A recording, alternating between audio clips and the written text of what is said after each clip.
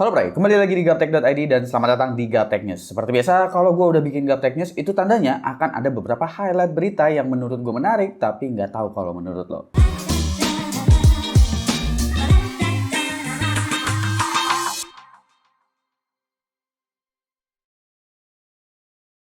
Ya, gue udah lama banget ya nggak bikin Gaptek News, dan memang Gaptek News tuh nggak sekonsisten itu seperti konten-konten gue pada umumnya yang memang selalu nggak konsisten. Jadi mungkin gue akan ceritain pas gue lagi live streaming aja nanti di malam minggu lah gitu. Kita bakalan ngobrol-ngobrol, bakalan cerita-cerita. Untuk Gaptek News kali ini akan ada beberapa highlight yang bakalan gue bawain, dan tentunya bukan mengenai Perpres, bukan mengenai GN versus Linus, bukan mengenai 4K 120 versus mending rakit PC, bukan mengenai cara pasang monitor itu gimana, bukan. Tapi ini seperti biasa bocoran-bocoran gitu ya, karena gue males berdrama lagi dengan skena ya, perskenaan tech YouTuber ini, jujur aja ya. Itu sebabnya juga mungkin salah satu alasan gue kenapa gue jadi jarang upload sekarang.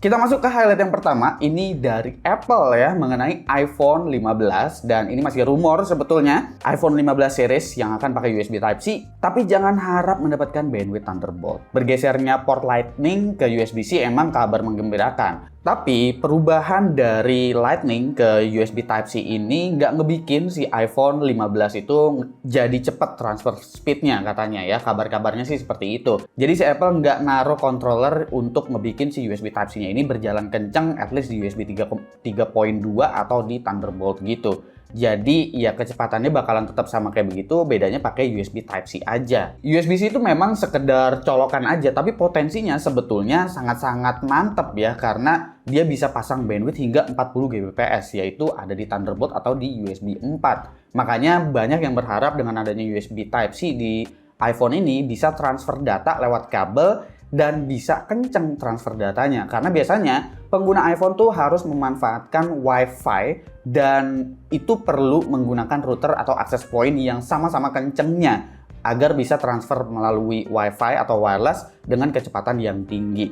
Selebihnya kalau pakai kabel memang rasanya tuh pelan sekali, terkecuali kalian menggunakan ekosistemnya Apple, di mana kalian bisa menggunakan AirDrop dan itu memang berjalan dengan kecepatan wireless yang kenceng di gigabit. Sebenarnya bisa sih diakal-akalin, semisal kalian pakai laptop Windows atau kalian pakai PC Windows, itu kalian bisa pakai FTP atau kalian pakai NAS, semisal punya NAS dan juga router yang kenceng, itu kalian bisa transfer data melalui wireless atau Wi-Fi dan itu kecepatannya luar biasa kenceng memang. Tapi kalau pakai kabel enggak, dan itu merepotkan karena tentu kalian harus punya laptop yang wifi-nya sama kencang atau punya NAS dengan router yang sama kencengnya. Kita lanjut ke berita selanjutnya nih, yaitu adalah Arab yang mau shifting nih ke industri AI dan borong GPU-nya Nvidia.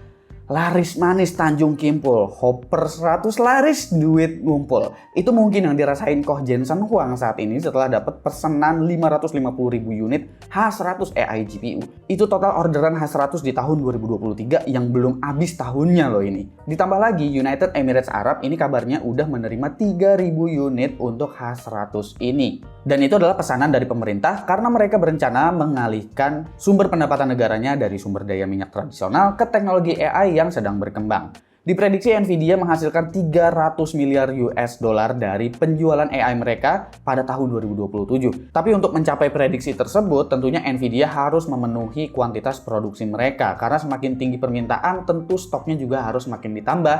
Dan ini akan ngebikin negosiasi yang sangat-sangat keras dengan TSMC ya. Karena pasti TSMC sebagai penyedia pabriknya, karena Nvidia itu fabless, tentunya harus ngejatahin nih setiap vendor-vendor dan juga produsen-produsen microchip ini yang datang ke TSMC. Jadi tentunya gimana Nvidia dan juga TSMC saling lobby-lobbyannya aja untuk meningkatkan produksi. Atau mungkin ya kalau Nvidia udah secuan ini, mungkin Nvidia mau bikin fab sendiri atau beli sebagian sahamnya TSMC biar jatahnya lebih banyak. Kita belum tahu. Kita ke berita selanjutnya, ini dari AMD yang akan merilis RX 7800 XT dan RX 7700 XT pada ajang Gamescom 2023. Akhirnya nih ya, seri mid ke high dari AMD Radeon itu rilis. Karena perilisannya ini untuk RDNA 3 memang agak sedikit ngaco gitu. Biasanya kan dari high end turun sampai low end, tapi ini high endnya dulu, abis itu entry level langsung RX 7600 kemarin ya.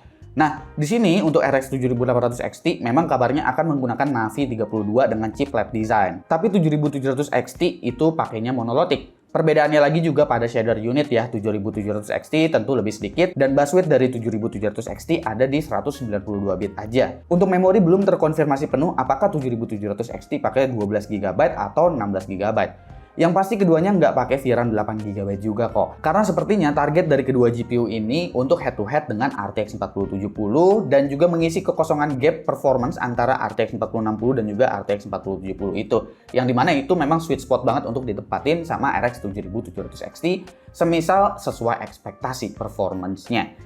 Oke, kita ke berita yang terakhir. Ini adalah bocoran dari Intel mengenai Intel Core i7 14700K. Bocoran ini datang dari Bilibili. Di sana pada CPU Z memang bertuliskan Core i7 13700KS. Tapi kayaknya ini Photoshop karena Core i7 Gen 13 nggak memiliki 12 e-core. Jadi banyak yang berasumsi ini nama CPU-nya diedit biar nggak dipentung sama Intel karena masih NDA. Perlu kalian tahu bahwa Intel Core i7 14700K itu memang memiliki 8 P-core dan juga 12 e-core dengan total 28 thread. Jadi memang penambahannya itu ada di bagian e-core-nya. Jadi nggak cuma sekedar refresh dari segi arsitekturnya aja. Kita ini bicarain generasi 14 yang memang ada di LGA 1700 nanti ya, bukan Meteor Lake. Dengan penambahan e-core, Core i7 14700K pada bocoran benchmark ini mendapatkan skor sekitar 35.000 pada Cinebench R23, yang berarti performa multicore-nya jadi lumayan dekat dengan Core i9 13900K, alias 20% lebih kencang juga dari generasi sebelumnya yaitu Core i7 13700K. Sementara untuk single core masih mirip-mirip karena ini arsitektur yang sama dan clock speed-nya juga mirip-mirip.